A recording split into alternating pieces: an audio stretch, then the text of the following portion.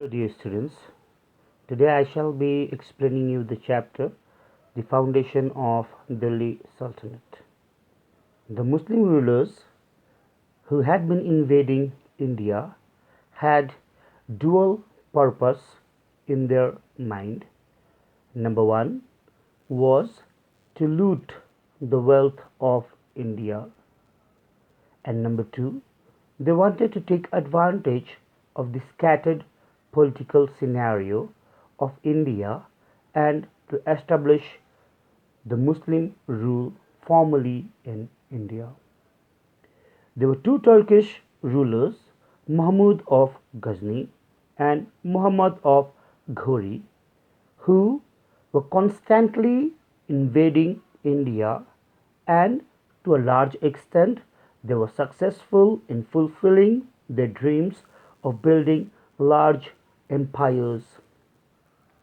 Mahmud of Ghazni ruled till 1030 AD and was successful in building a large Ghaznavid empire which included Afghanistan, most parts of Iran, as well as Pakistan and some regions of northwest India. Causes for Mahmud's invasion in India. Mahmud of Ghazni had invaded India 17 times in 25 years. Now, what was the reason for this invasion, frequent invasion? Number one, the wealth of Indian kingdoms and temples largely attracted Mahmud's attention, as a result of which he wanted to loot the wealth of India either from the kingdoms or from the temples. Mahmud of Ghazni also wanted to take the advantage of the rivalries that existed amongst the Rajput rulers, who could not stand stronger against Mahmud's invasion.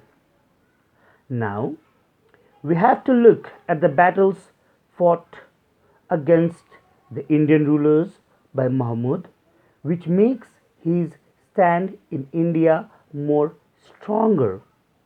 Mahmud fights a battle against Jaipal, who is the ruler of Punjab, and he belongs to the Hindu Shahi dynasty. Mahmud, in the battle against Jaipal, defeats Jaipal and makes him a prisoner. Later on, Jaipal is released, but with a condition that Jaipal had to pay a large amount of tribute to Mahmud and had to accept the suzerainty of Mahmud Ghazni. Jaipal felt insulted and he hands over his kingdom to his son Anand Pal and commits suicide by burning himself. Muhammad of Ghazni, another important battle, is the battle against Anand Pal, in which Anand Pal takes the help of Rajput rulers of Gwalior, Kalinjar, Ajmer, and Delhi. But still, this combined forces of Rajput is unable to defeat Mahmud of Ghazni. One of the most important attacks made by Mahmud of Ghazni in India is the attack on Somnath temple in the year 1026 AD. After having attacked the Somnath temple, Mahmud of Ghazni he takes away 6.5 tons of gold from Somnath and tries to beautify his own kingdom at Ghazni. Now, how does he beautify it? He basically invests or spends the money or the wealth looted from the Somnath temple in building libraries. He constructs roads in Ghazni. He makes gardens in Ghazni. He builds colleges. He builds colleges in Ghazni. Opens up museum. Decline of the Ghaznavid Empire. Mahmud of Ghazni dies in 1030 AD, leaving behind weak successors who are challenged by the Seljuk Turkish rulers and the Ghorids. Muhammad of Ghori takes advantage of the weak rulers after the death of Mahmud of Ghazni, as a result of which we have the rise of the Ghori Empire in India. Muhammad Ghori or Muhammad of Ghor is actually credited with the foundation of Muslim rule in India. In 1186, Mahmud of Ghori conquered Lahore, which ended the rule of Ghaznavid dynasty. Ghoris march in India.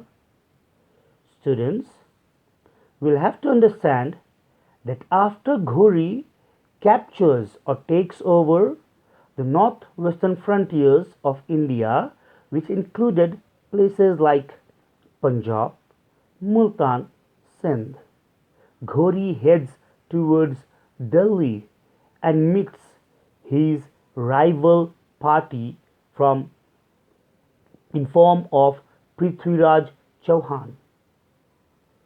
The Rajput army, which is led by Prithviraj Chauhan, defeats Muhammad of Ghori in the first battle of Tarain, that is in 1191. Muhammad of Ghori is defeated by Prithviraj Chauhan. He manages to escape. He manages to run away from the battlefield and save his life. But this defeat does not demoralize him.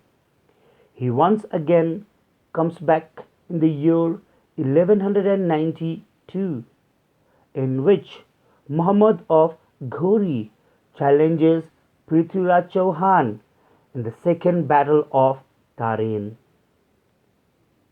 In the second battle of Tarain, we see the Rajput ruler Prithviraj Chauhan getting defeated by Muhammad of Ghori. Prithviraj Chauhan in this battle is killed. The second battle of Tarain, that takes place in 1192, marks the end of Rajput rule in North India and the beginning of Turkish rule in India. Expansion by Ghori's officer. Now Ghori, that is Muhammad of Ghori, who had come to India, basically captures lots of territories. Okay, and these territories have now become a part of the Ghorid Empire.